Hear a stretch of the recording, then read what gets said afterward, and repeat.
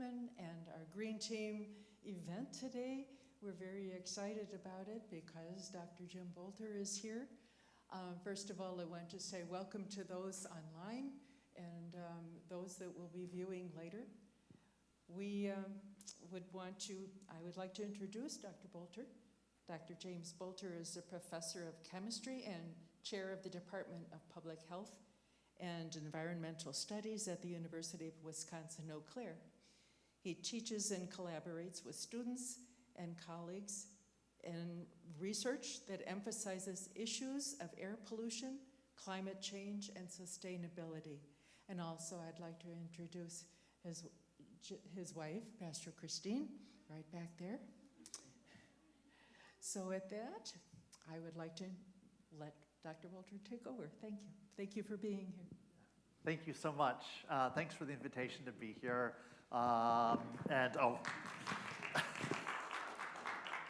This is a subject I'm passionate about, obviously.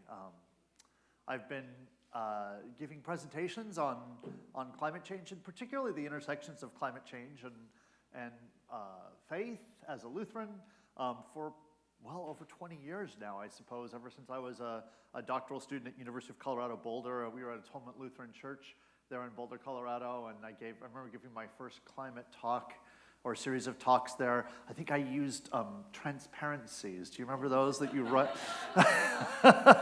So I think I've been doing this for a while. What brings me here? And just so you know, we're not going to death by PowerPoint today here. I brought a bunch of slides along, mostly for, okay, well, and now it's not advancing. So that may be, oh, I'm using my own one. But it was working a moment ago, and now it's not doing anything at all. Oh, there it goes. Oh, there we are. Okay. It's probably not, yeah, it's somewhat legible. Oop. Okay. Just a little bit of an outline. I want to schedule this more, or format this more of a conversation than as I say, death by PowerPoint slides. And so this is kind of the outline of what I'd like to go through. I think even as a conversation, it's nice to have a little bit of structure to it. So why should we care for creation? I'm the chair of our creation, Caretakers for Creation, we call it, team at St. John's Lutheran Church. And so those are terms that work for me. So what brings me here today? What motivates me? What does God and the church call us to do? Why now? Why is now the opportune time? And what if we fail to act now? What actions have brought us here so far, and how are we responsible for climate change? Is there a way back? Can we solve climate change? What can we do in our homes, in our workplaces, our congregations, in our communities? And then we'll close with some questions time. Don't hesitate to interrupt me as I go along. I'd be happy to, as I said, I want to make this a little more of a conversation than a presentation. So, but I have some things to say that I hopefully will generate further conversation. So, what brings me here is a love for the natural world. I'm an environmental scientist. I'm a chemist by training, but my field of chemistry is atmospheric chemistry, and so I study air pollution and climate formally. But as was mentioned earlier, I'm the chair of the Public Health and Environmental Studies program. So I'm increasingly interested in this intersection of how air pollution and climate change impacts human health. And the answer is profoundly, right? But as a lifelong Lutheran, Christine and I went to Pacific Lutheran University in Tacoma, Washington, St. Olaf of the West, I suppose. The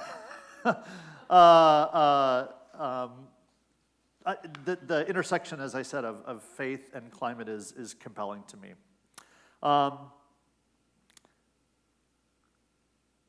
One thing that I think is important, I mentioned caretakers of creation. This is part of your creation care team, is this notion of, this historical notion of the separation of human beings from the natural world is a false distinction. I think it's a good place to start, right? When I say that we are to caretake creation, and that is a mandate from our Creator, that means an inclusive creation. It means we need to care for our fellow human beings as well as the natural world, those non-human companions to us on the planet. There's a quick quote that I want to open with. This is from the ELCA. The Earth is a planet of beauty and abundance. The Earth system is wonderfully intricate and incredibly complex. But today, living creatures and the air, soil, and water that support them face unprecedented threats. Many threats are global. Most stem directly from human activity. Our current practices may so alter the living world that it will be unable to sustain life in the manner we know. It continues. Processes of environmental degradation feed on one another. Decisions affecting an immediate locale often affect the entire planet. The resulting damages to environmental systems are frightening. And then it lists several. It goes on. Even more widespread and serious, according to the preponderance of evidence from scientists worldwide, is dangerous global warming caused by the buildup of greenhouse gases, especially carbon dioxide. The idea of the Earth as a boundless warehouse has proven both false and dangerous. Damage to the environment eventually will affect most people through increased conflict over scarce resources, declining in food security, and greater vulnerability to disease. We are called to acknowledge this interdependence with other creatures and to act locally and globally on behalf of all creation. That quote is from the social statement, Care for Creation, written in 1993, 32 years ago, by the ELCA.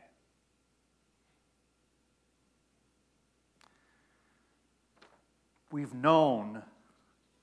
been confronted with this challenge for a very long time. But I'm grateful that just 2 years ago, at the 30th anniversary of Care for Creation, the ELCA came forward with the social message on the climate crisis. How many of you are familiar with that or have looked at that? I really encourage it. It's a great, great document. And it goes on to say many things. But one thing I thought I'd highlight is it says the ELCA calls upon individuals, agencies, organizations, corporations, and governments to pursue goals, set policies, and establish practices that affirm the overwhelming scientific evidence that the current rise in emissions and related global warming has been caused by human activity. To invite and engage all stakeholders to develop climate change solutions that are appropriate to their locale and adequate to the challenges we face. To promote a just transition from fossil fuels to a clean energy future that leaves no one behind through public investments in economic development and job retraining programs. Prioritize allocation of resources to those who bear the least responsibility for greenhouse gas emissions, but already experience disproportionately its costly impacts. Foster restorative justice by fully funding the United Nations Green Climate Fund and significant funds for U.S. victims of environmental injustice within frontline communities. And finally, it says, reduce greenhouse gas emissions at the rate scientists project will keep global warming below 2 degrees Celsius, or 3.6 degrees Fahrenheit, and as close as possible to 1.5 degrees Celsius, including an interim U.S. target of a 50% reduction of greenhouse gas emissions from 2005 levels by 2030. I love the specificity of that document. I love the ambition of those statements, the clarity with which it gives the marching orders to the church. So, why is there this statement, this social message rather, on the climate crisis? What's going on? The climate is already changing, right? Has already changed. So just take a moment. Let's call this a conversation. Let me stop talking for a moment. What are some things, if you had to drag things out of the headlines or out of your personal experiences or experiences of your family members, what are some things that you can say in ways that the climate has already changed, even in the past year?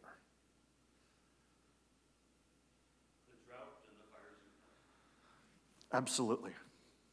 Yeah, the worsening of wildfires due not only to drought conditions, but also these energized Santa Ana winds that are driving them, definitely impacted by climate change. And not just California, right?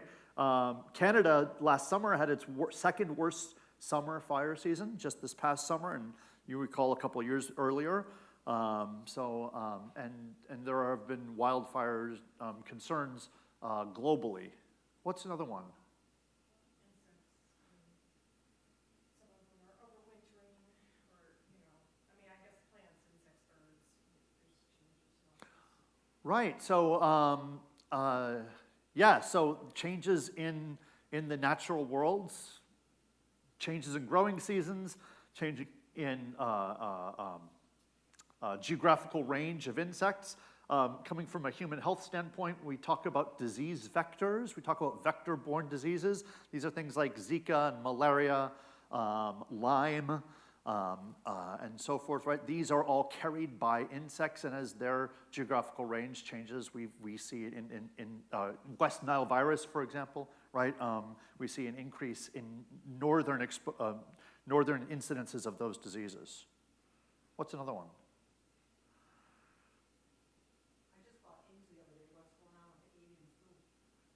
I don't know. I don't know the answer to that. Yeah, I don't know. That's a good question. The warming of the ocean. Warming of the oceans, yeah. This past summer in the Northern Hemisphere was the largest coral bleaching event in history, with over 70% of global corals experiencing some degree of bleaching. 70%.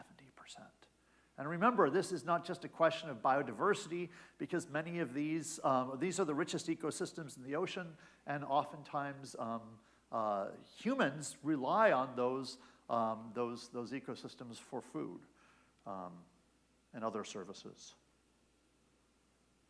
In addition to that, right, these warming, especially the surface temperatures of the ocean, has increased. Maybe not hurricane frequency, although maybe, but certainly this manifested as what we call rapid amplification, right? Now we're calling them explosive amplification of hurricanes, where you'll see a hurricane go from a Category 1 or even a tropical storm to a Category 4 in a period of less than 24 hours. Completely unheard of. And we saw several examples of that just in the last hurricane season. And we could also mention flooding events. Spain and India, in Oman and the United Arab Emirates last year, they had a rainfall. I mean, these are dry areas, right? But they had a flooding event in which 2 years of rainfall fell within a 24-hour period. There were cars being swept off the streets in Oman and the United Arab Emirates. Extreme heat events are certainly worth mentioning. In fact, that is the means by which the most human deaths are occurring from climate change, especially in the past year in India, in northern India, in Pakistan, in Southeast Asia, and in Africa. In the Middle East, there was up to temperatures of up to 120 degrees during the Hajj, the pilgrimage to Mecca. And many deaths associated with that. I had some additional notes on that. Yeah, the warmer temperatures result from global warming pose grave public health risks, with premature death from heat the #1 killer of global warming so far. Approximately, and this is not all climate driven, although it's climate amplified, approximately 489,000 heat-related deaths happen each year globally, with 45% in Asia and 36% in Europe, according to the World Health Organization. I'm not allowed to cite the World Health Organization anymore. No, just kidding.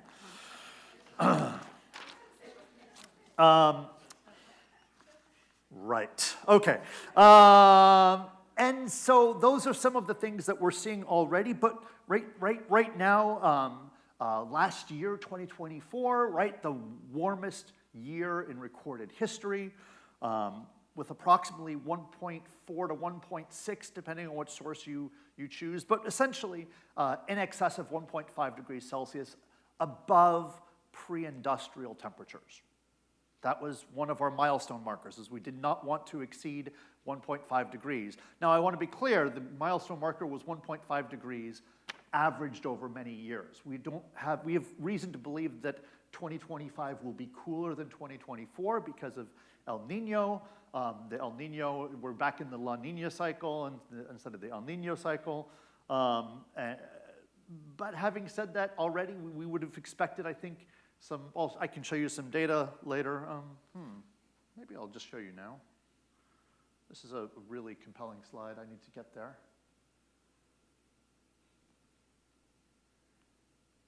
There it is. Yeah, so if we look at this slide here, in the sort of tan, the sort of pale pink, we see data from 2023, and you see all the spaghetti beneath it are all the years since 1940. And you see cooler years down here, medium years, and the hottest years up here in red. And so in 2023, January, February, March, April, May, June 2023, we entered uncharted territory. July, August, September, October, November, December, and then coming around over here, now in 2024, remaining in record territory, remained in record territory for 13 months. And even after that, we remained substantially above, right, all previous years, coming in second only to 2023. And this, as we have cycled out of El Nino cycle into the La Nina, and yet we don't seem to be returning back to that sort of normal range of temperatures. There's been a lot of discussion about why that might be. Even in the scientific community, I would say there's some consternation. This is warmer than our models predicted it should be. There's discussion of a major Pacific volcano that injected some water into the stratosphere, maybe part of the cause. We are at the height of the solar cycle, but our models, the 11-year solar cycle, right? You can think of all the beautiful aurora we've seen at the height of the solar cycle. But that's part of our climate models, so we wouldn't expect that to be unaccounted for. The other thing that is a fascinating possibility is, it's an odd thing, but it's shipping fuels. As container ships traverse the oceans, they've traditionally used very low quality bunker oil to power the ships. The World Maritime Organization mandated that they use cleaner fuels, and consequently they have released less sulfur pollution into the atmosphere. That sulfur pollution makes little tiny particles that actually form something called ship trails. You all know what contrails are, right? Those are things that follow planes through the atmosphere. There's something called ship trails too in the lower atmosphere, and they follow ships as they go through across the ocean. And as the particles come out of the smokestacks there, it nucleates these little tiny water droplets, and those brighten the ocean because they're bright white. They reflect light back up to the atmosphere. So maybe the most compelling evidence so far is that this anomalously high temperature, even above what we expected with the El Nino cycle, a substantial El Nino cycle, may be actually related to, ironically, the reduction in pollution, right? A reduction in pollution, in this case, sulfur pollution. Either way, we're seeing, and this is looking at ocean temperatures. We talked about ocean temperatures before. Here we see 2023 rising up out of the noise, again, around April or May, and then a large, substantially above the historic record here. Then we come into 2024, and we do see a decrease as we go through 24, as we leave the El Nino cycle into the La Nina cycle. But even so, look at this. We're still in the beginning of 2025. We're still above that area, though, even though we recovered a bit. So there's some things to be concerned about, certainly. So we have already increased 1.5 degrees for the year. We expect that next year will be cooler, but who knows? the goal in the Paris Climate Agreement was not to exceed 2 degrees Celsius by the year 2100. Or better, not to go past 1.5 degrees Celsius at the year 2100. There is the possibility that we could exceed 1.5 and then come back down, and that would still be consistent with the commitments of the Paris Climate Agreement. I can't talk about that either, apparently. So what are we on trajectory for right now? Well, right now, even though last year was about 1.5 degrees Celsius above pre-industrial temperatures, the trend is about 1.2. We're at about 1.2 right now. That's pretty close to 1.5.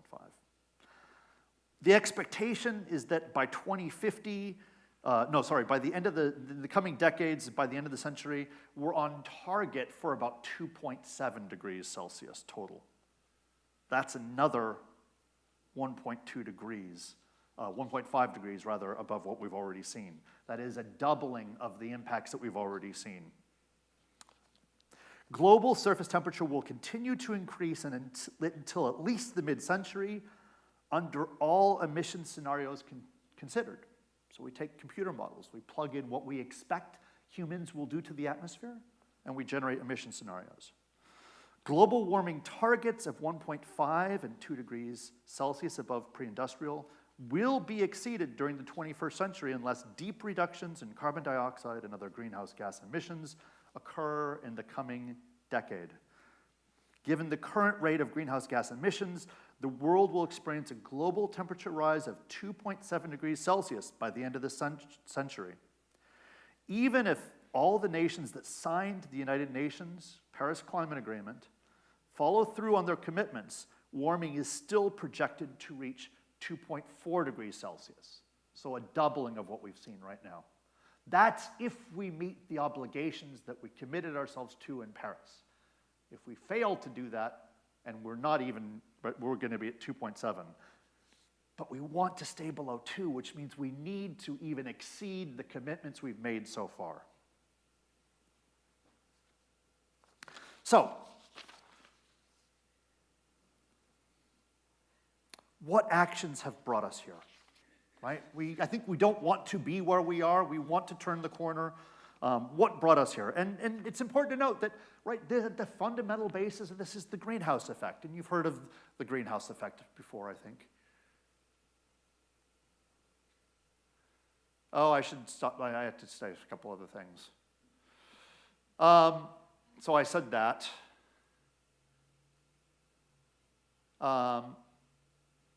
This is an interesting one. This is looking at mean temperature departures for average from January through December of 2024. So this is last year in the United States. And I want to point out here that if you see what parts of the United States warmed most significantly in 2024, it was actually right where we live. It was right there in Wisconsin, where we saw in excess of 5 degrees Fahrenheit. Now, I've changed units. Sorry, I have to go back and forth.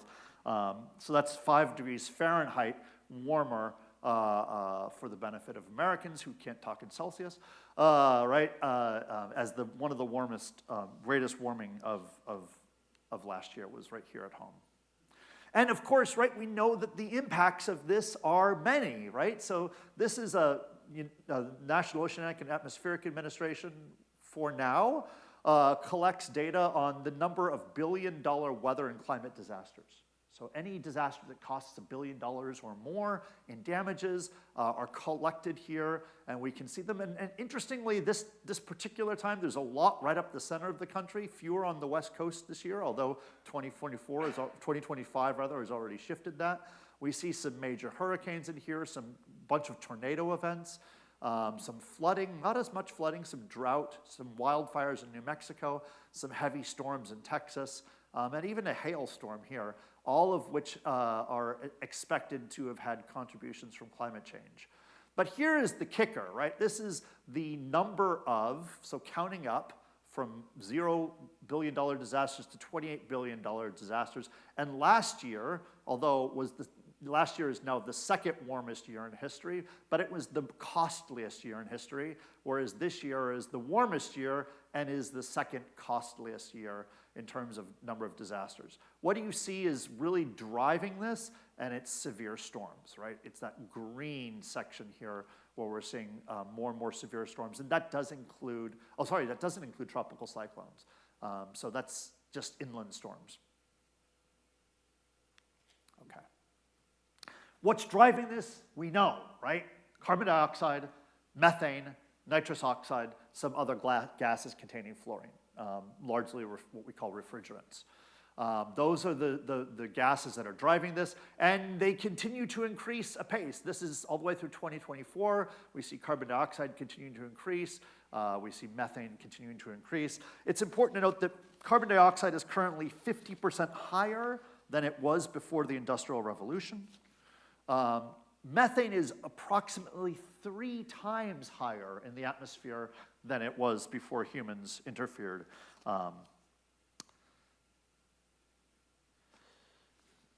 What about annual increases? Okay, I want to skip that. This is the annual increase in CO2, but I really want to talk about annual increase in emissions, so I'm going to skip some of these slides. Some of these are here in case there are questions along the way. What's the methane? You said that was 3 times higher? 2.7 times higher than it was before the Industrial Revolution, yeah. And they attribute that primarily to? Great question. So methane is, really has 2 primary sources. One is, I'll say 3. One is anaerobic decay. So that might be swamps, that might be landfills, that might be, so any decay of biological or organic matter which takes place in absence of oxygen. Another place where that occurs is in the gut of cattle, right? Of ruminants more generally. And so that same sort of, the same bacteria are processing organic matter in the rumen of livestock, and they either burp or fart, primarily burp actually. I know it sounds more fun to say fart, but it's mostly burping up excess methane from the bacterial populations in the rumen that help them digest things like cellulose that's found in grass, right? And then the last and perhaps the most significant source of methane is, of course, fossil fuels. And so it's natural gas, which of course is almost entirely methane. So fugitive emissions from natural gas, either just during distribution, from leaking gas lines, from our stoves. If you have a gas stove, they actually are continually emitting methane into your house at a low level. More and more research happening on that. Lots of good reasons to shift away from gas stoves to induction or other electric technologies for health reasons. But a lot of methane emissions coming from the extraction process, either mining methane, drilling for methane, also from drilling for oil, right? We think of oil derricks, you think of that flame over that, right, which is trying to burn off methane. And even coal, abandoned coal mines and abandoned oil wells, all emitting vast quantities of methane that we just need to shut down. And it's an easy fix. It's a question of valves and repairing pipes and things like that. It's actually relatively easy, not cheap, but easy to reduce a lot of that methane. Yeah, well. So that's methane. And increasingly now, the fourth source of methane, which we're starting to see, is from the Arctic tundra, right? So as the permafrost begins to melt, we're seeing this feedback loop of warmer temperatures leading to more decay of organic matter due to microorganisms in the tundra, and so that's increasingly going to be a contribution to that. But in terms of human activity, carbon dioxide emissions from fossil fuels and cement are expected to have risen about 0.8% in the year 2024. So they're still going up, but it's actually fairly shallow. Is this the one I'm looking? Yeah, this is the one I'm looking for. So here we see, this is total gigatons of CO2 emitted each year, and we can see that in light blue is land use change here, and so we're actually, the emissions due to land use change, that's deforestation primarily, are actually decreasing over time, although there's a slight little bit uptick here due to mostly to Amazonia and wildfires. And that last year, it's hard to see, a little tiny uptick there. But generally on a decline. Here's fossil fuel and also mostly cement manufacturing would be the other contributor. But if you look from about 2010 forward, it's relatively flat. It's a slight increase, and as I said, about 0.8%. So the good news is it's not increasing at the rate it was from 1960 to 2010.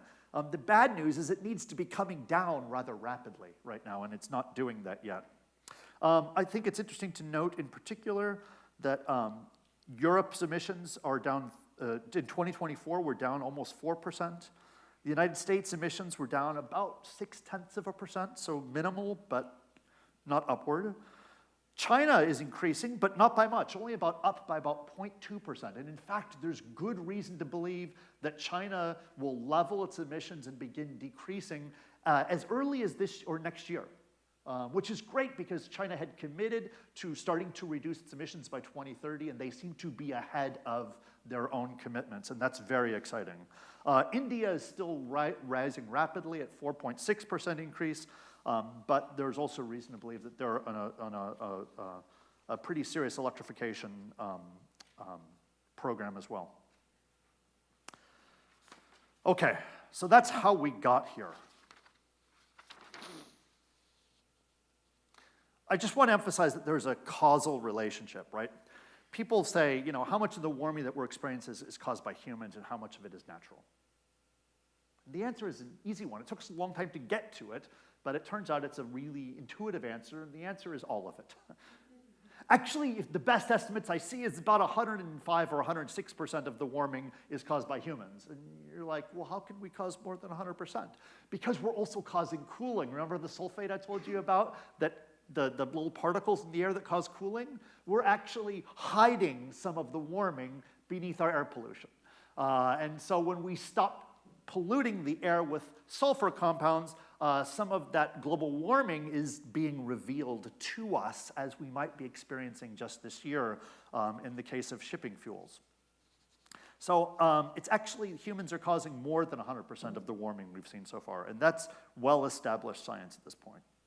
And it's important to note also that the science that supports this is not recent science. The earliest science dates back to the 1820s. There was two scientists, John Tyndall in England and Eunice Foote, an amateur female scientist in the 1850s, who both did important experimentation work in the 1850s. And then finally, Svante Arrhenius from Sweden really did the first climate modeling, on paper, of course, in the 1890s.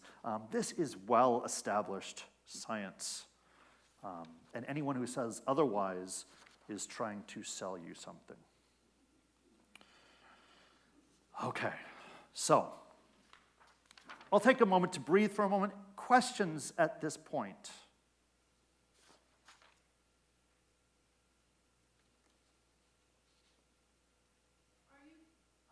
Since we are in the church, I mean, and talking about climate migration, being one of the focal concerns of the future, and even now, as migrants and refugees are racing and running from not only from wars, but from droughts and water shortage and a variety of other things, becoming quite a complicated Christian response to these things. Yeah, it's a good question. The connection between migration, refugees, and climate is becoming increasingly compelling. The first, I think, positive attribution that was published in scientific journals was the Syrian refugee crisis that Europe is experiencing. Granted, Syria is the victim of catastrophically poor governance under their former, thank goodness, former leader, Assad, who's now gone to Moscow. Brutal dictator, Assad. But contributing to that was devastating drought in much of Syria, coupled with really bad public policy, which led to the collapse of society, the Arab Spring, the uprising, the Civil War, and massive refugee moving into Europe, and many of them dying along the way, right, in the Mediterranean Ocean. And frankly, the political upheaval that those countries that have been accepting refugees have experienced. And we've seen that political upheaval in France, in Spain, and in Germany, and in the UK, in terms of how refugees are treated and whether or not they will be accepted. It's not too much of a stretch to suggest that same sort of political issue is here at home too. In fact, it was maybe one of the two leading issues in the presidential election. So are we experiencing something similar? And the answer is yes, right? I think back to not this past summer, but the summer before this past summer. I remember thinking about, it was about a 6-week period, 3 hurricanes slammed into, I think it was Honduras, but I could be misremembering that, but Central America, right? And this is a poor, vulnerable population already, largely agrarian, and these are people who lost everything and had nothing to lose as they moved northward. And are we shocked? Are we shocked that they come to the United States against overwhelming odds and barriers to doing so, but out of desperation? Climate change is driving refugeeism, migration, and in part, right, not exclusively, but in part, and this migration is driving political change, as we've seen. It's probably worth noting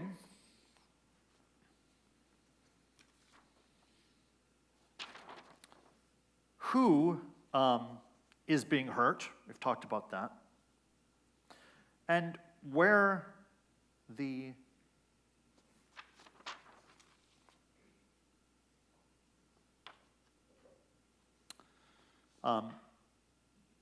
yeah, here it is. And who is responsible, right? I think I say we needs to be defined in a Christian context. Who is responsible and who is vulnerable? We talked about the vulnerable already.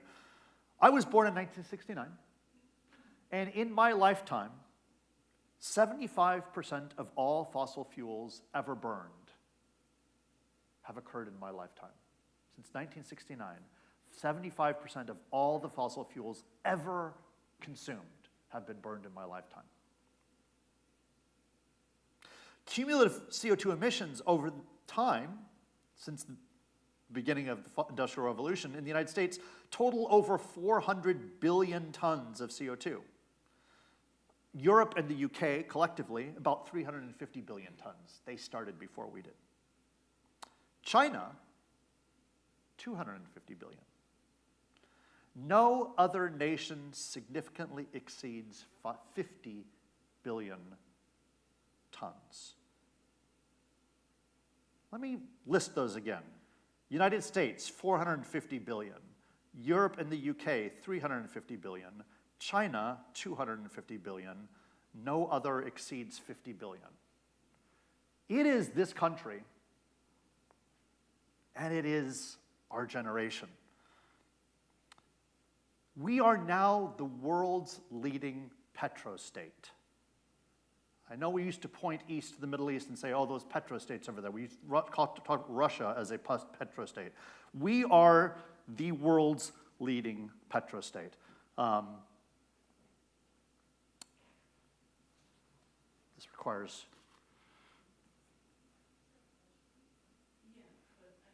One second, yeah, let me just show this. Because I think these were shocking. Okay, I've got a lot of slides here. These are for if you have questions along the way. Yeah, so in petroleum and oil, this is a little hard to see. The United States is the single largest petrostate in the world. We're larger than Saudi Arabia. We have the highest production of any nation in history. In fact, the numbers are here somewhere. 400 million barrels? Yeah.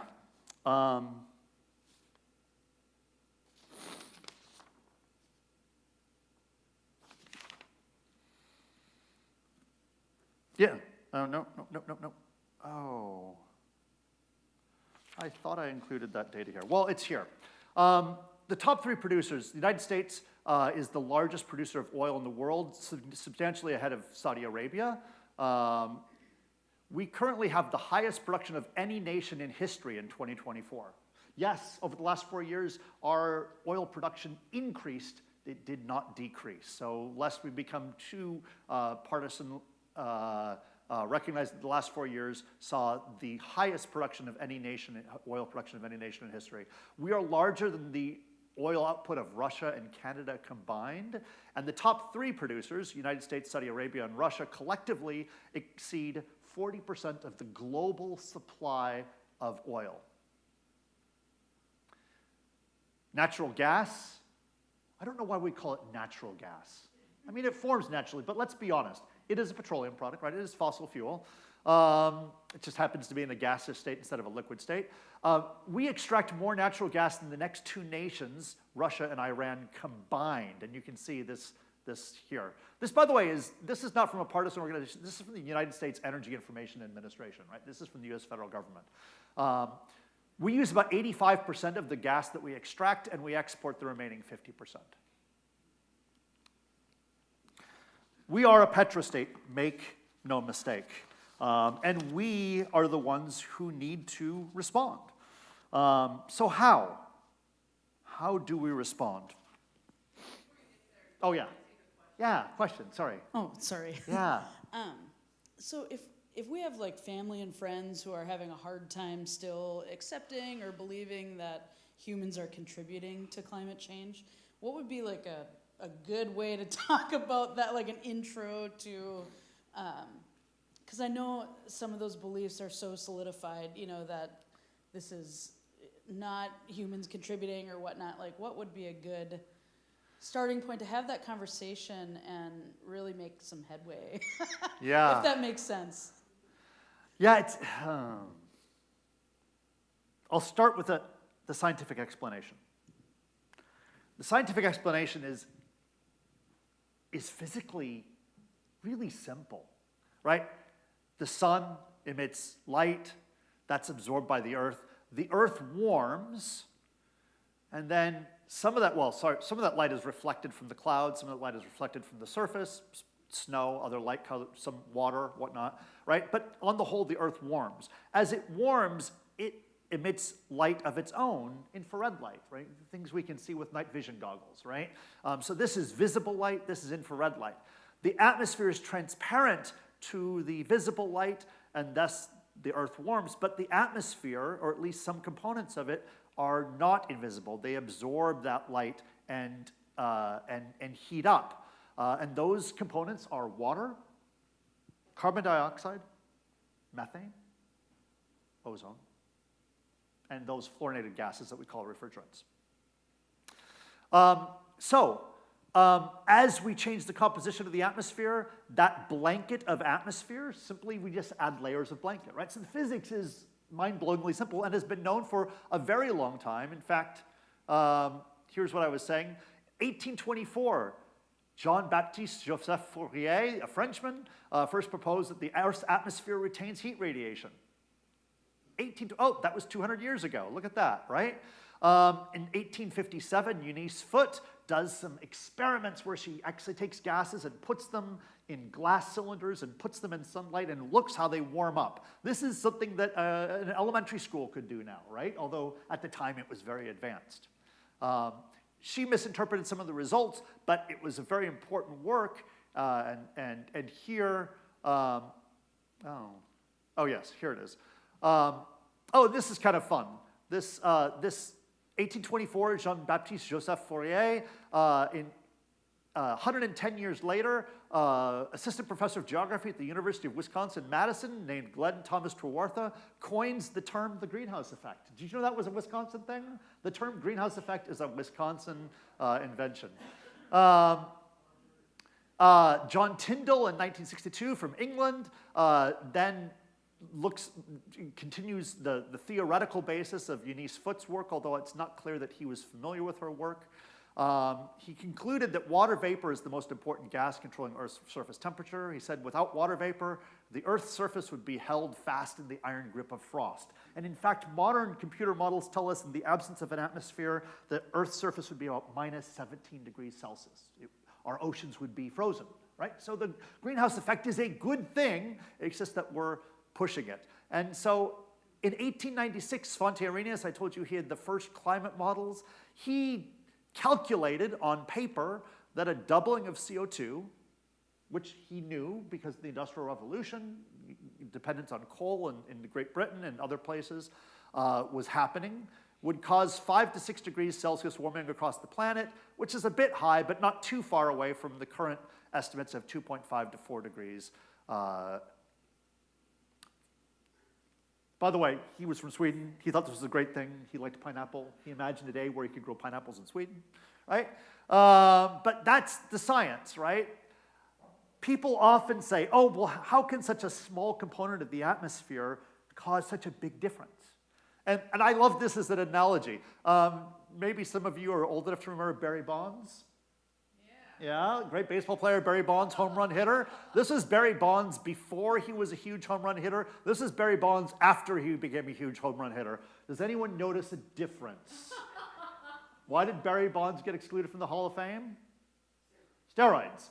Does anyone want to guess what the concentration of steroids in his blood were? We would measure it in parts per billion to parts per trillion. Guess what the concentration of CO2 in the atmosphere is? It's in the parts per million.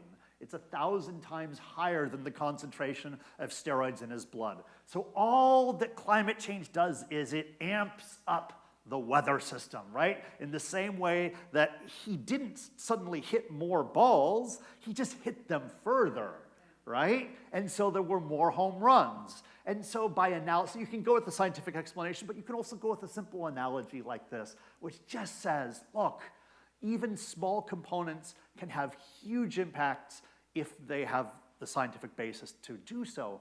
And we know there's a scientific basis for anabolic steroids causing muscle growth, in the same way that we know that there's a scientific basis for excess CO2 causing more energy in the atmosphere.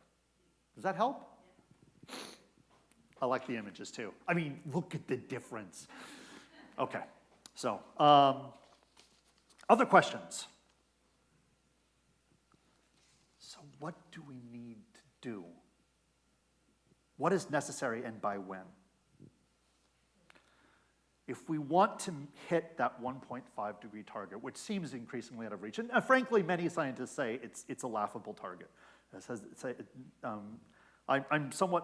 I haven't done the work, and so I'm dependent on my sources, and there are people I trust on both sides of that. That 1.5 is, that ship has sailed, and there are some people who strongly suggest that 2 may not even be possible anymore. I think 2 is still possible, 2 degrees Celsius above pre-industrial.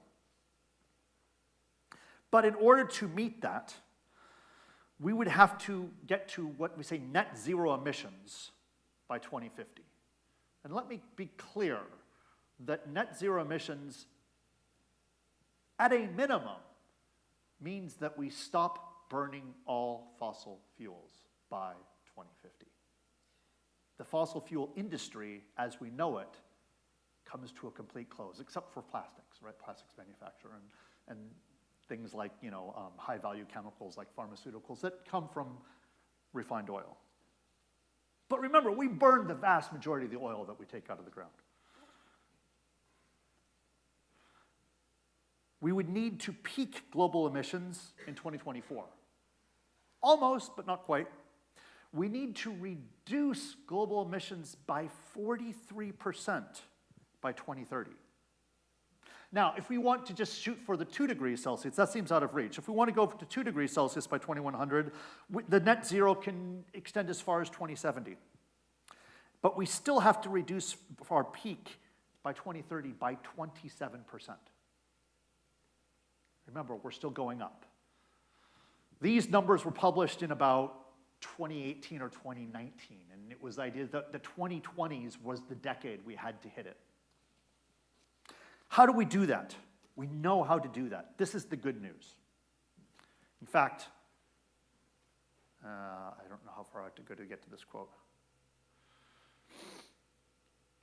It helps if you go the right way, Jim.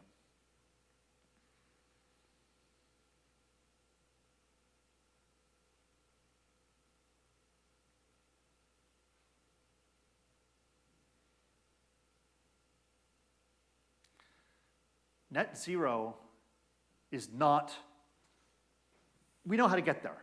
And I love this. I don't know if you ever saw the wonderful movie Chasing Ice, which is now back from 2009.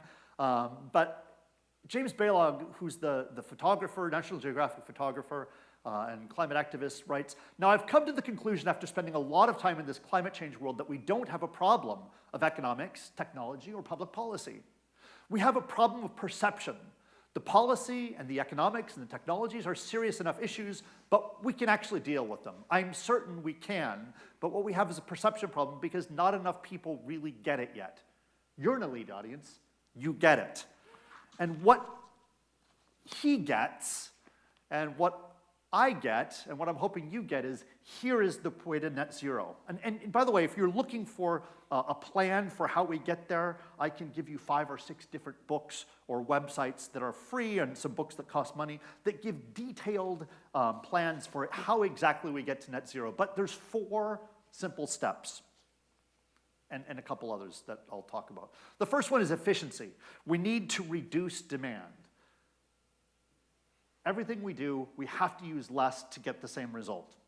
That means turning on the thermostat or buying a smart thermostat. It means driving a hybrid car or driving less, taking transit, riding a bike, right? Efficiency, reducing demand. It means insulating our houses better, lower energy consumption by the choices we make. The next step is electrify everything. And those go hand in hand because if you want to electrify, for example, a house, let's say you have gas heat and you want to move to geothermal heat, you want to buy the smallest geothermal air exchange heat pump that you can, which means you want to super insulate your house before you do it because you'll save lots of money when you buy the heat pump. If you're going to build an electric car, you're going to make sure that electric car is the most efficient and aerodynamic car you can possibly make, because otherwise you'll get 100 miles on a charge instead of 200 or 300 or 400 miles on a charge. So you have to reduce demand in hand as we electrify everything. We have to electrify everything. So anything that you imagine now that burns oil, gasoline, diesel, burns natural gas, or God forbid, coal, those all need to be electrified.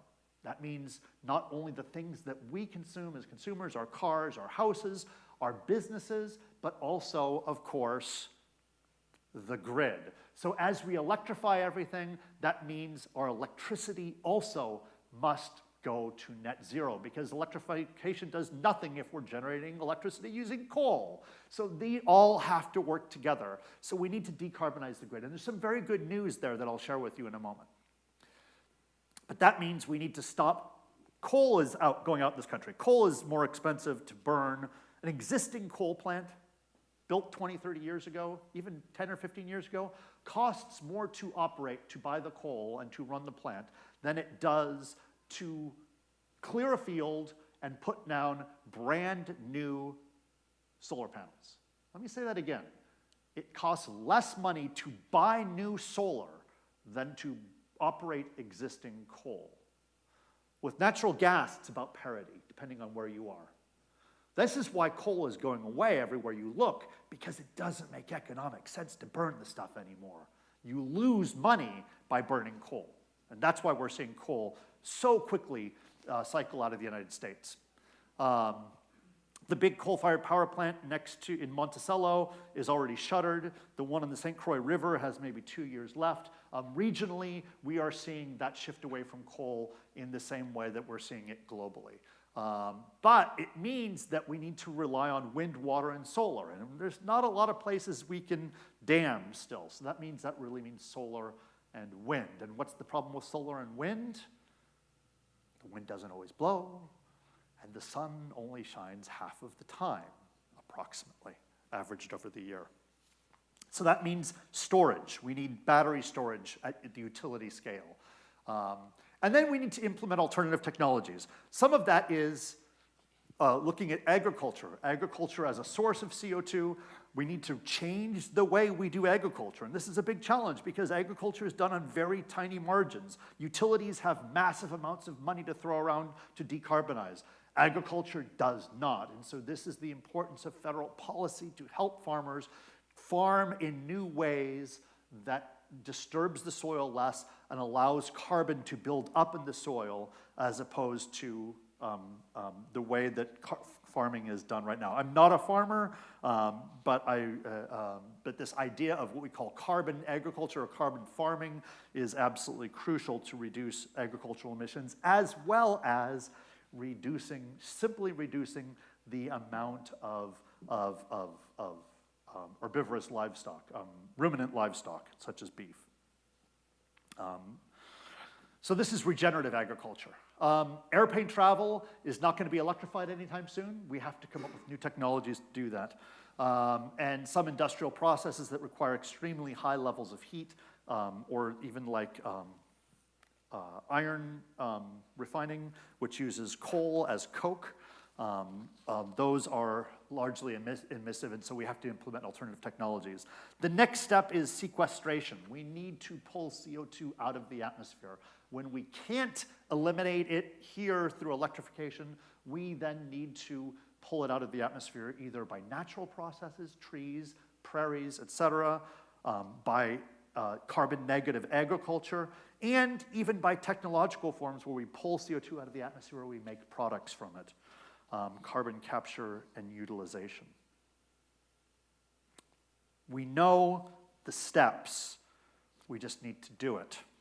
So how are we doing? Yeah.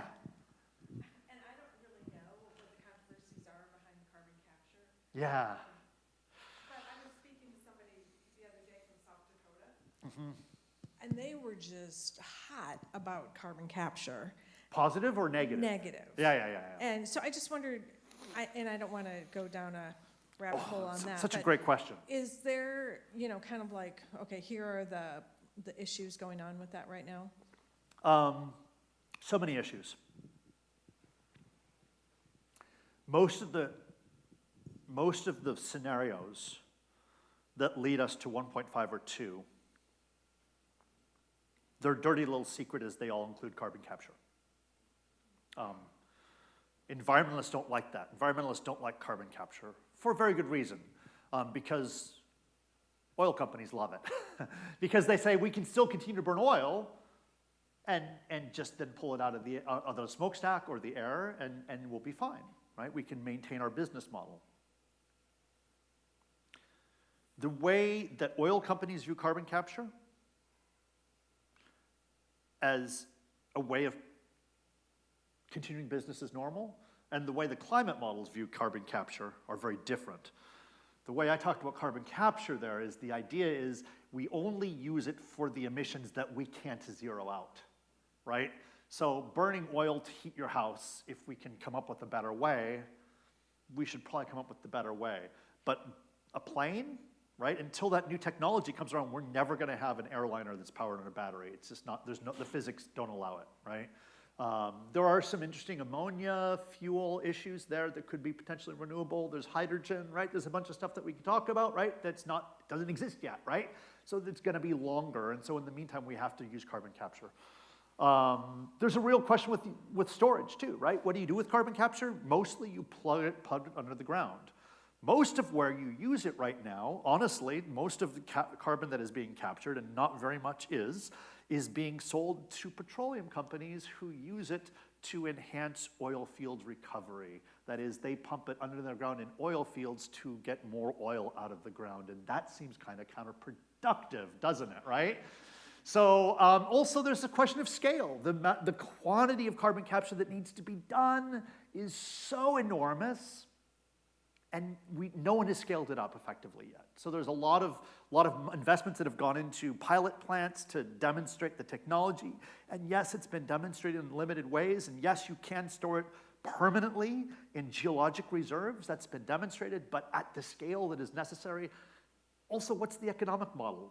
Who's paying for the enormous expense of capturing CO2 from the air, concentrating it, transferring it by a pipeline, and then pumping it down into these geological repositories? There's a lot of money involved in that, and there's not a clear market for it yet, right? So carbon capture and storage, or sequestration as it's called, is highly fraught. It's probably necessary, but even the people who advocate it for the most part don't like it. And the people who do like it like it for the wrong reasons. Yeah. And she was advocating against the pipelines that were going to be moving Right. across South and North Dakota. Yeah, I think that's interesting because if you're gonna worry about a pipeline that's gonna leak, I'd be way less worried about a CO2 pipeline, right, in terms of my land, than I would about an oil pipeline. So the same the same companies are building both pipelines, right? But if it was my land, I would take a CO2 pipeline over an oil pipeline, especially Canadian tar sands oil, which is really hard on pipelines and they tend to leak more. So if we think about line 3 and line 5, I forget which, I think line 3 is Wisconsin, Michigan, and line 5 is, I got it backwards, okay. Line 3 is the one that's in Minnesota, line 5 is the one in Michigan, right? Those really need to not happen, right? And how do we make them stop? I think there's a lot of, we can work with our brothers and sisters in Native communities who are working really hard to preserve their land. We can contribute in that way, but those pipelines really need to not happen. But I think if we're gonna do carbon capture and sequestration, probably we will need CO2 pipelines. And if they leak, well, the CO2 that would have gone in the atmosphere is back in the atmosphere, right? But it's not gonna hurt your land, it's just gas. Yeah. Yeah. I'm a big fan of solar-powered things, but also firefighting on the side.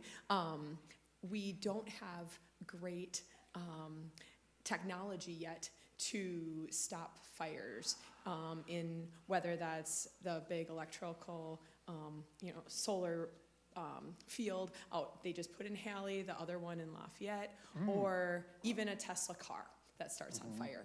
I mean, currently we're talking, having like a railroad, box car basically filled with sand, and you try to drag that Tesla into that, or bury it to really effectively stop lithium carbon batteries from burning. Yeah.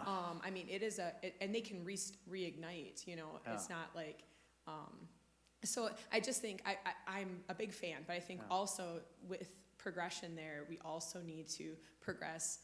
No one likes the PFAS, and no one likes any of those things, but like we need to progress. What are we gonna use if, you can hope, just like you hope if a combine starts on fire that's made of diesel, that it just burns in the middle of the field and just everybody just let's stay away and whatever. But now you got houses across the road from that solar field, and you're like, well, hopefully nothing starts on fire. Yeah. Because no one will be going in it. I mean, even on a cloudy day, everything stores energy, right? Yeah. I mean, we have natural gas pipelines. There's a lot of people in Chippewa Valley think that they buy a property that their natural gas pipeline is like, 2¼ inches or whatever that's, running through their property. And nope, they have, one of the big ones, I forget what the diameter is, but that runs, just like through our entire area, and that if it ever, and the soil shifts with freezing and cooling, and if people knew how much, a tiller could just graze, underneath one, how low are they now, So, I mean, we got a lot of things, but I think this is all good, but I just want to say, like, that's the only bad thing. You got to also advance technology, just like you were saying about the airplanes, right? Yeah. That's so important. Thank you for mentioning that. I mean, it's so true. And I don't know if, well, first of all, right, energy is powerful. Power comes with hazard. There is not a form of energy that is not either environmentally destructive or dangerous, right? They are all environmentally destructive and dangerous to some degree. It's the cost of energy. But I think your comment about fires, I'm less concerned about fires at solar panels, but certainly battery storage. And has anyone heard the news out of Monterey?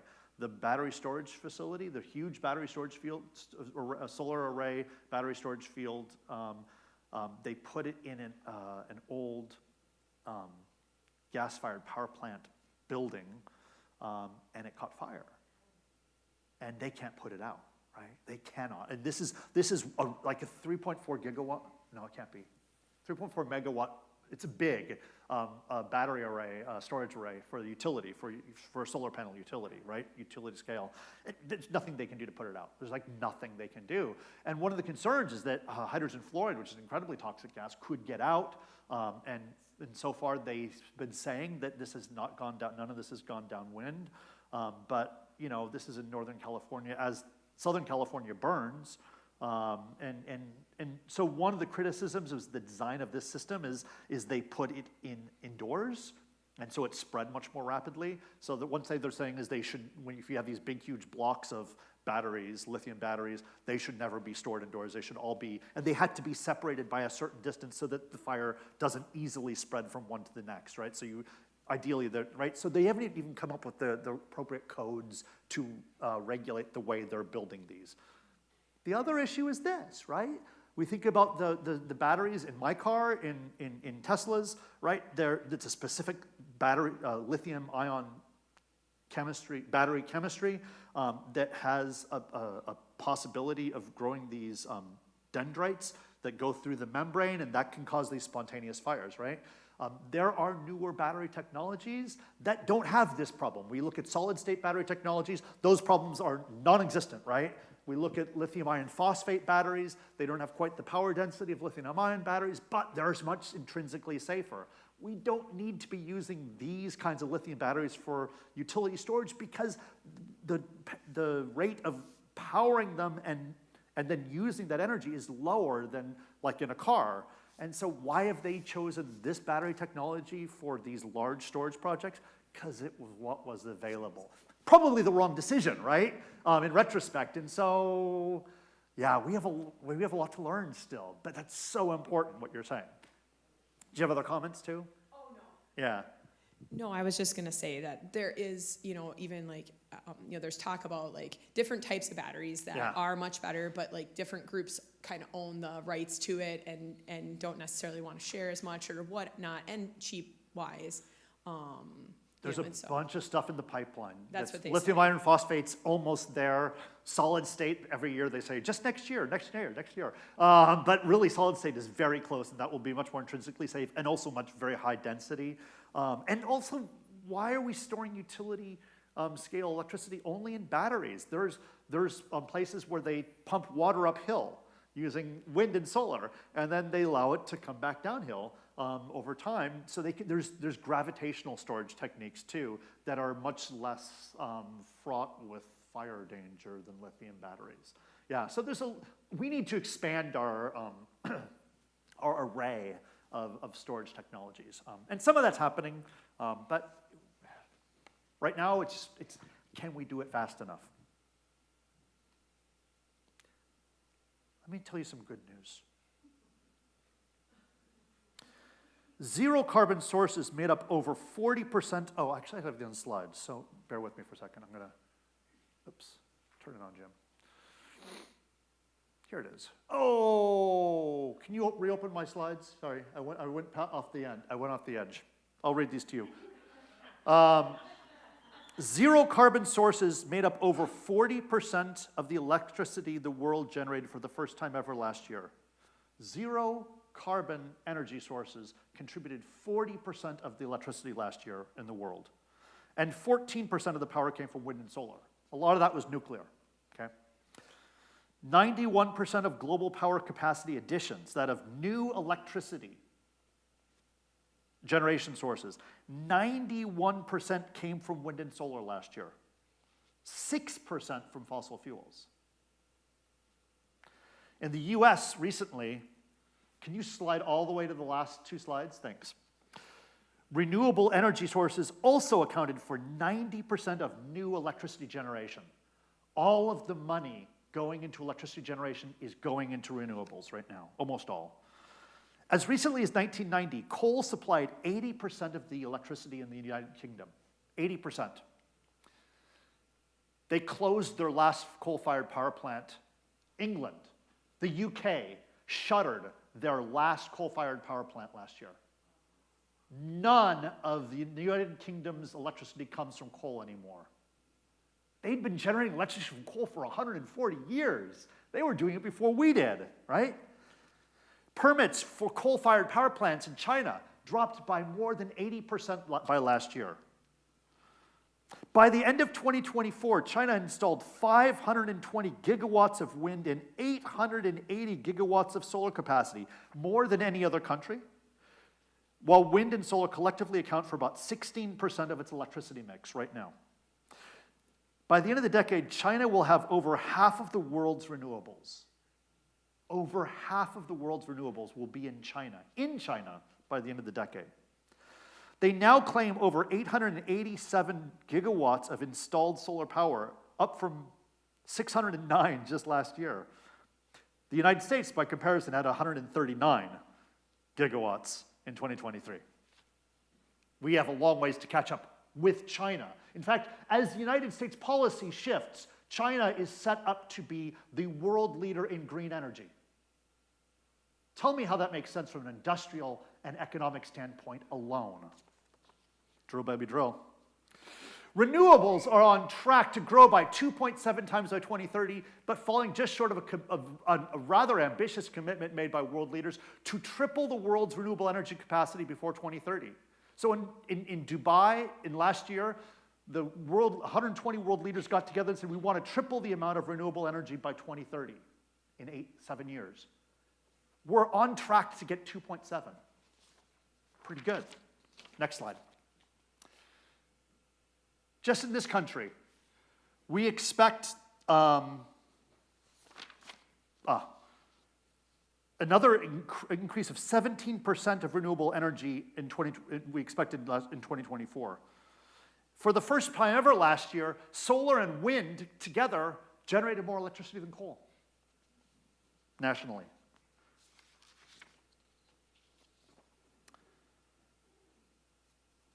Batteries. Oh my goodness, we're putting in batteries like there's no tomorrow. New 3.6 gigawatts of new battery capacity were installed last year alone, which is 23 times more than they had installed across the nation by 2020. So battery storage is going crazy right now, mostly because the costs are falling dramatically. And once the battery chemistry is fixed, it's going to be so much better. We need to get away from lithium-ion. The United States solar accounted for 7% of US electricity. Okay, we're not as good as China. Ouch, that stung. At 16%, but there you go. But that's more than double what it was as recently as 2020. And because of the Inflation Reduction Act, the United States factories can now produce 5 times as many solar modules than just 3 years ago. And at full capacity, United States solar module factories can produce enough to meet nearly all the demands for solar. We can build solar in this country now to meet our own demand. And in fact, the solar panels that Christina and I are putting on our roof, as soon as the roof is available from snow, are made in Washington State. US sales of electric vehicles topped 1.3 million units in 2024, a 7.3 year-over-year increase. Sales growth is expected to continue in 2025, with EVs expected to represent 8% of all US vehicle sales in 2025, up from only 2% in 2020, and dozens of new models are coming out. Now, 8% is an important number. Just 1 second. 8% is an important number because studies have shown that once EV sales surpass 5%, adoption rates tend to increase. So there's sort of a threshold, and once you get past that threshold of 5%, we've seen in other countries that adoption rates of EVs, because people see them, right? And once you see them, they become psychologically accessible. So we're going to see a huge acceleration in EV adoption in this country. Yeah, Nancy. Probably don't need that. Truly. Jim. Oh, sorry. I didn't realize you were online. Okay. Jim, could you please go further into the discussion about electric cars? Because, yes, we hear so many wonderful things. We also hear the cons of it. And so I'd like you to talk more about that, please, and give us some information. Yeah, so so let's first talk about emissions. Electric cars, of course, are zero emissions, CO2 emissions, but, right, a lot of energy goes into the making of the car itself, right? And of course, it's important to recognize where your electricity comes from. So even if your electricity comes from mixed fossil fuel like natural gas, a little bit of coal, bunch of solar, some water, some hydro, right? You have even if you're charging from mixed electricity, right? You actually have fewer emissions than driving a fossil fuel internal combustion engine car. So in a sense, it's all a win in terms of CO2 emissions. Where's the rub, right? And I think this is what you're referring to, is how are we making especially the batteries, right? So all this talk about batteries, especially lithium-ion batteries, which are the ones that have the explosion potential, also have a real problem in that they are reliant on molybdenum and nickel as trace elements in the batteries. And these often, the world's largest reserves of nickel and molybdenum are in the Congo. And these are what we call conflict minerals, right? So there are real concerns, genuine human rights concerns about the explosion, sorry, wrong word choice, the vast expansion of battery adoption, right? Some of that can be addressed by better and different, iron battery chemistries. Lithium iron phosphate batteries use iron and phosphorus very easily and much more environmentally sound to extract than nickel and molybdenum, right? Solid state batteries will also have much less of those trace minerals. I'll be honest with you, Christine and I just bought an electric car. Love it, absolutely love it. I struggled a little bit, right? Because I don't know where that battery was manufactured. I don't know where those minerals came from. One of the advantages of the IRA, the Inflation Reduction Act, is that it was very clearly written that in order to get the full $7,500 rebate, the car had to have, the car and its batteries had to have full tracing of their origins, and it limited the amount of rebate for cars that had minerals that came from conflict regions, and also for cars that were built overseas. So it was intended to energize the United States industrial sector, particularly the Midwest United States industrial sector, by onshoring car manufacturing, especially EV car manufacturing, bringing United States auto manufacturers into competition again with China, who had left us in the dust, frankly. But also to straighten out some of the genuinely negative and problematic concerns about conflict minerals being utilized in electric vehicles. So how did we reconcile that as we bought our own electric car, right? Well, A, we wanted to get the rebate while we could, right? Because there's a very real possibility that these rebates won't last the year, right? Beyond the year. And also I wanted to work on that perception, seeing cars, new cars, different cars that were electric vehicles on the road. But I'm I'm concerned also about, right, where that car was made in Japan. I know that for a fact. It wasn't made in the United States, but where did the minerals for the battery come from? And I don't know. We don't have the trace on that. So there are some problems. There are ways around them. Like I said, new and better battery technologies are one of the, we would have waited for new battery technology, except that the IRA was going away, and we wanted to take advantage of that where we could. Some people will make that decision, other people will choose to wait. But at the end of the day, we have to get to zero by 2050. That's the goal, right? Can I just make a point that burning fossil fuels also harms Black and brown and indigenous communities? I mean, there's pros and cons to everything. So yeah. When we burn fossil fuels, we all of us in the entire world, we tend to harm communities where those people live in those areas where that is refined. And so asthma rates, diabetes, poverty, all of those things are affected by what we do. And to become overwhelmed by it all is very easy. I think we have to put one step in front of the other and do what we can in our communities. Preach the good news of Jesus and and recognize that what we do has an impact, but not become overwhelmed by it. I live with a climate scientist. Sorry. And you know, there are days when you know, the light is, you know, the bushel is right over the light. It's really hard to raise that bushel out.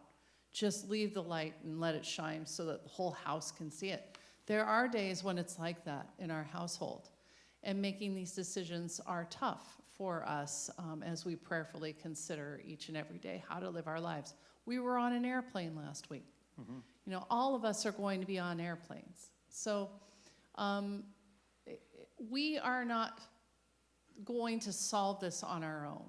So what we do will have an impact, but it is not the only, we're not the only people.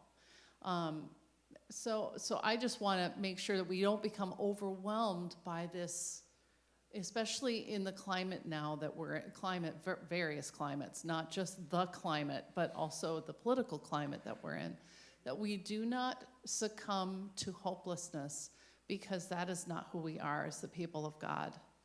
So it's really easy to do, though. Yeah. None of our actions are climate neutral. None of our actions are environmentally neutral. Every mouth full of food we eat comes at an environmental cost, but the option is not to eat. Yeah, Hey, Jim. Yeah. You know, I think it's great that we can think this way at this level of, you know, grassroots and how we feel about our energy and our commitment to solar and electric. But it's interesting when you're talking about China and, you know, how far ahead they are in the certain aspects of energy like that. It's such a contrast with that country that's larger than ours. But when they decide to do something, everyone does it. Yeah. You know, and that's one of the the holdbacks of our country, as we can't get the powers to be on the same page to really get it done. Because like you had mentioned, we have resources to do this and technology, but it's, you know, so that's just ongoing battle we have here. But, you know, grassroots will try and do the best we can. Yeah, that's so accurate. Yeah, it's great to have a nimble government, but at what cost? Right? Just one other comment. I always like to listen to Dr. Catherine Hayhoe, because she says the most important thing you can do is to talk about it. Yeah. And you've mentioned that a couple times, that you get on this brink of public perception, and she does it in a very non-confrontational way, and I like to listen to a lot of her talks just about how you do talk. And I think, you know, the conversation here, the green teams at our church, I mean, it's just kind of this trickle of constantly kind of keeping it out there. Yeah. I was listening, maybe some of you have seen this too. There's this viral video clip of the Episcopal Bishop of Washington, D.C. And something she said struck me toward the end of her, at least the portion of her sermon that I saw. She talked about moral leadership. This is Bishop, I think, Buddy, right? She talked about moral leadership. That the people of Christ and the Lutheran Church, not just the Episcopals, must provide moral leadership to the country. And then she says, she gave two ways. She said, provide an example, personally and by our actions as a community. And then she said, use our voices.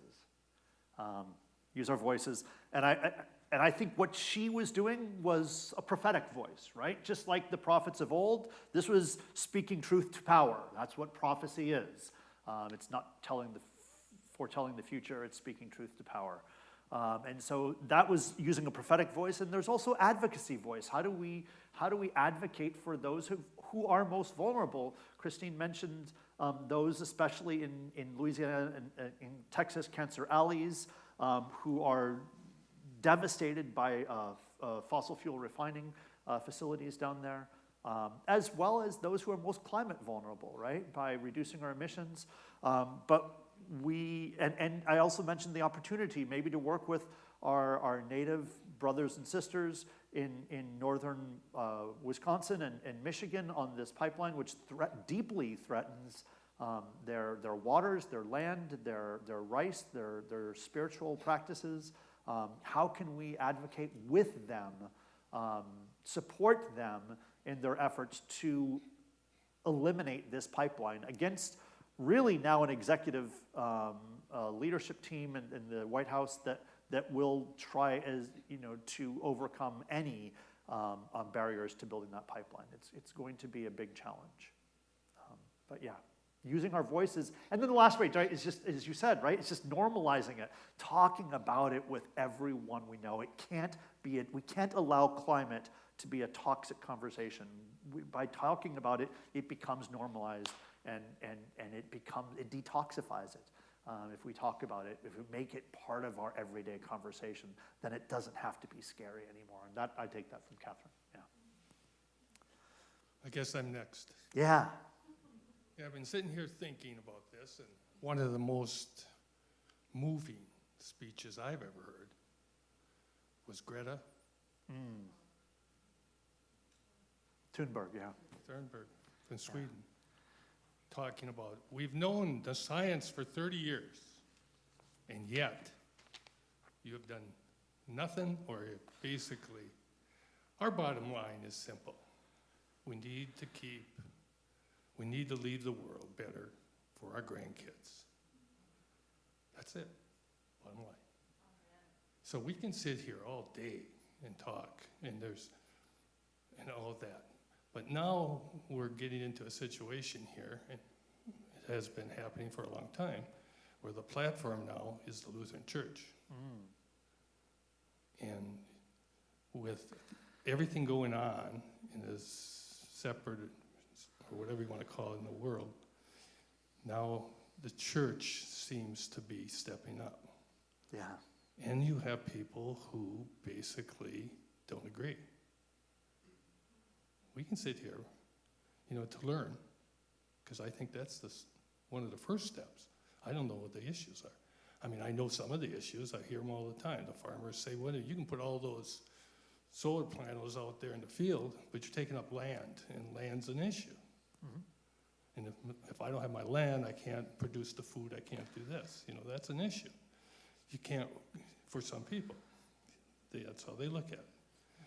Or, I go through Iowa to visit my grandkids, and every time I go through Iowa, all I see now is windmills. Yeah.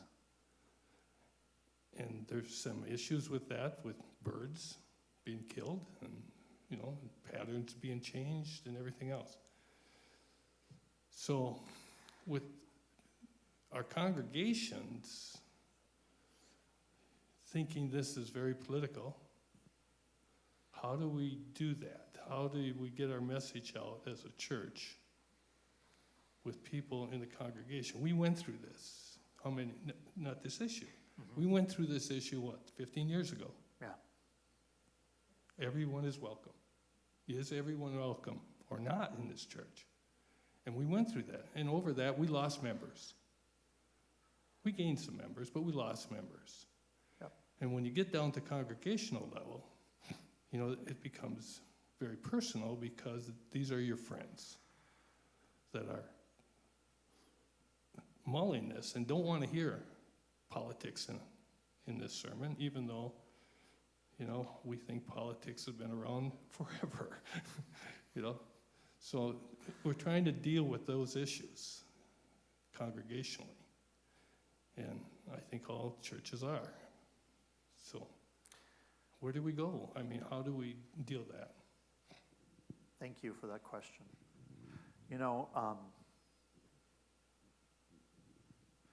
There's a lot of voices I trust in this, but if you haven't read Catherine Hayhoe, I encourage you to read or watch her TED Talks. She has various channels on YouTube, other things. And she comes from, what's fascinating about Catherine is Dr. Hayhoe, I should say. I've had the privilege to meet her several times, and we've corresponded a few times, so if I slip into Catherine, that's why. But Dr. Hayhoe to the rest of us. What's amazing about her is she comes from an evangelical background. She does not come from a mainline Protestant background, which tends to be more purple. Her theological background is distinctly red. And so she's really dealt with this in a really profound way.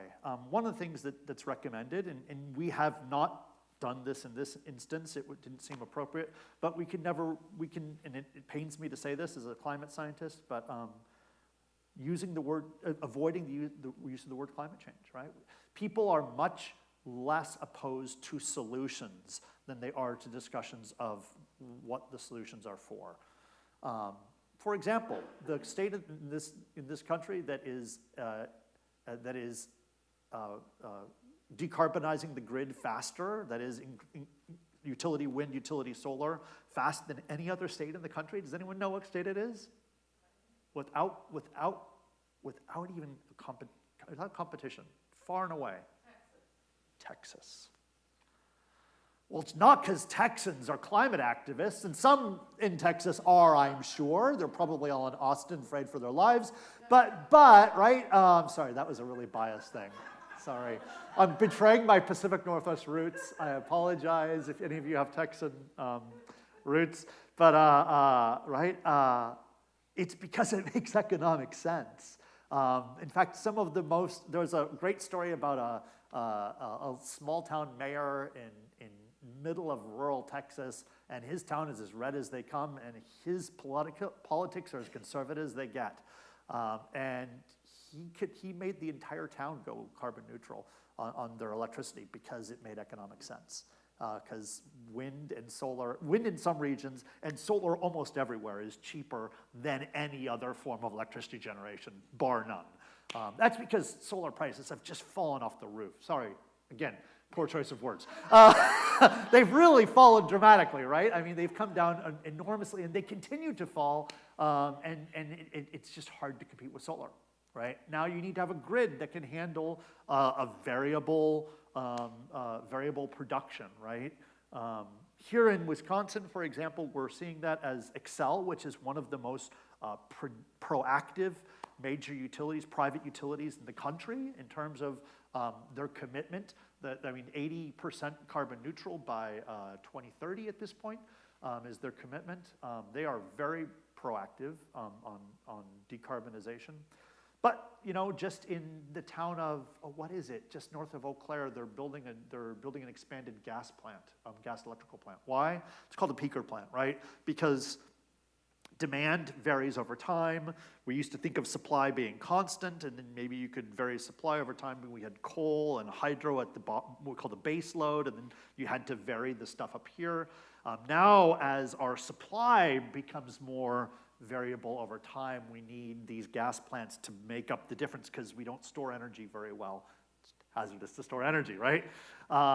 Yet, right? And so that's a short-term, and a lot of environmentalists very much opposed to that, right? Well, we can't be investing in gas because we're trying to get away from that. I agree with that, but we have to meet electricity demand. We just have to do that right now. So,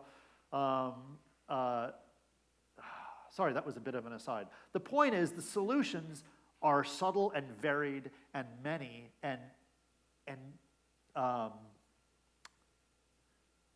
renewable energy, what used to be called the Dolly Parton of climate change, because who doesn't like Dolly Parton, right? Right, and so there are solutions out there that are very popular that we can talk about, and we can, we're putting solar on our roof. Part of the reason is to provide a good example. Part of the reason is the payback is 8 years.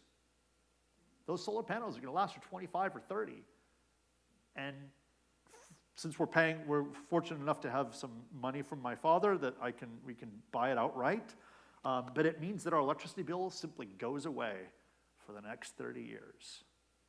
Hard to beat that. If you can come up with the capital to buy, or the financing to get it now, the return on investment is better than, well, not the stock market right now, but the stock market over time, right? The return on investment for putting solar panels on your church or your roof, your home roof, is a better return on investment you can get in a certificate of deposit or a bond market. So we can talk about solutions. That's one thing we can do. increasingly renewable energy is becoming politicized. I would say, I'm going to just go out and say it, especially under the current administration, the drill baby drill administration, and has put a target on every single policy that would increase electrification, renewable energy, and efficiency. All three have been targeted, right? We'll see how effective that is, because they just make economic sense. People want to do what costs less, even if the government tells them they shouldn't. The government will. So what should you refer to it as? If not climate change, what should we refer to it as in talking about it? Not at all. Not even refer to it. Just talk about, hey, we want to do this. We want to do this project. We want to save energy. We're going to convert our lights to LEDs because we can save energy. We can save money. You just don't even talk about the issue at all. I mean, if that's your context, it's context dependent, right? Show them how much money you'll save, because the data are there. Yeah. So yeah, I mean, as a climate scientist, and obviously I'm not sidestepping any issues this morning, right? That's just not who I am, but it works in the right contexts. Keeping the conversation going, Katherine Hayhoe, one of my favorite examples in her book, was how do you talk to your family? I have some in mind that climate change, that's a bunch of bunk, and even the scientists disagree, and it's a conspiracy theory. They're contrails from the jets, they're poisoning, whatever. She said, talk about coffee. Do you like coffee? I love coffee. And she said, if we don't do something different, we're not going to be able to grow coffee beans. And then you and I aren't going to get to have coffee. Stops them to start thinking. Avocados too, dang it. Chocolate. Chocolate, avocados, all the good stuff. They're even saying, I mean, in Spain and in Italy and in France, they're changing the varietals of their Grapes. grapes. Wine. So certain varietals are going to go away. I mean, even in the Bordeaux region, that's just crazy. And that's the idea of finding shared language, shared values, whether that value is wine or chocolate or coffee, or whether that value is economics, saving money, or that value is protecting. I mean, so the other thing is, whether or not climate change is a problem, burning fossil fuels is a problem, right? Because of the way it impacts vulnerable communities and the refining, the extraction, but also the air pollution. 7 million people die each year globally because of poor air quality, prematurely. 7 million people around the globe die prematurely. In Southeastern Asia, it is the leading cause of premature death, is air pollution. And something like 85, 90% of all air pollution comes from the burning of fossil fuels. So if we simply stop burning fossil fuels, not only have we licked climate change, but we've almost single-handedly eliminated air pollution. And think of the quality of life that engenders, right? So there are ways of talking around the issue that don't require the words climate change or even the idea of climate change, although it breaks my heart to say it a little bit. Thanks.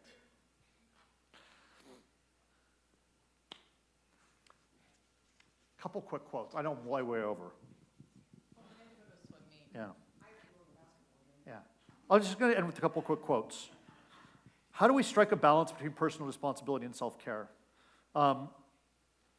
There's a quote that I really think is really important. William Schultz, date is unknown. I think we who work for justice and come face to face regularly with its negation are at risk of losing that which animates all healthy beings, the capacity to respond to experiences of beauty around us. If we neglect to notice these, then why attend to anything else? He goes on to quote, E.B. White said, "Every morning I awake, torn between a desire to save the world and an inclination to savor it. This makes it hard to plan the day." William Schultz continues, "But if we forget to savor the world, what possible reason do we have for saving it? In a way, the savoring must come first." Another quote, Dr. Martin Luther King Jr., whose words in his time resonate for us as we confront the climate crisis today, wrote, we are confronted, or actually spoke, we are confronted with the fierce urgency of now. In this unfolding conundrum of life and history, there is such a thing as being too late. Procrastination is still the thief of time. Over the bleached bones and jumbled residues of numerous civilizations are written the pathetic words, too late.